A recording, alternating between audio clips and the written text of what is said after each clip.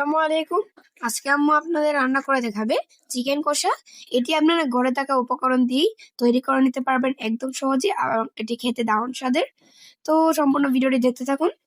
তো এটি রান্না করার জন্য আম্মু একে বাড়িতে নিয়ে নিল কয়েকটি চিকেন, তারপর এখানে আলু, তারপর ফালি করা টমেটো, কয়েকটি আস্ত রসুন এবং কয়েকটি শুকনো মরিচ দিয়ে এখানে দিয়ে দিল পরিমাণ মতো লবণ, তারপর হলুদের গুঁড়া, তারপর দিয়ে দিল মরিচের গুঁড়া। এরপর যে আমরা এখানে আদা বাটা, রসুন বাটা এবং পেঁয়াজ বাটা অ্যাড করে দিল। তারপর আমরা এখানে পরিমাণ মতো সয়াবিন তেল অ্যাড করে ভালো করে এটিকে একটু মাখিয়ে নিচ্ছে, বলতে পারছি এটিকে ম্যারিনেট করে নিচ্ছে। তো দেখতে পাচ্ছেন এটিকে ম্যারিনেট করা হয়ে গেলে আম্মু 10 মিনিটের জন্য রেখে দিল। তারপর আরেকটি প্যানে দিয়ে দিল পরিমাণ মতো সয়াবিন তেল, তারপর এখানে দিয়ে দিল আস্ত গরম মশলা এবং পেঁয়াজ কুচি। তো পেঁয়াজ কুচি যখন নরম হয়ে আসবে এবং ব্রাউন কালার হয়ে আসবে, আগে থেকে মেরিনেট করে রাখা চিকেন এবং বাকি ইনগ্রিডিয়েন্টস গুলাকে একসাথে দিয়ে দিল। তারপর নাড়াচাড়া দিয়ে ভালো করে মিশিয়ে নিতে হবে। দেখতে পাচ্ছেন আম্মু ভালো করে কষিয়ে নিচ্ছে। তো দেখতেই পাচ্ছেন কতটা সহজ এটি রান্না করা। তো এরপর যে এখানে জিরার গুঁড়া এবং ধনিয়ার গুঁড়া দিয়ে দিল।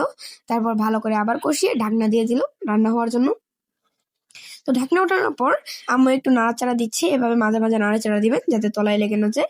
যেহেতু আমরা মাংসটিকে কষিয়ে আনবো, কোনো প্রকার পানি অ্যাড করবো না।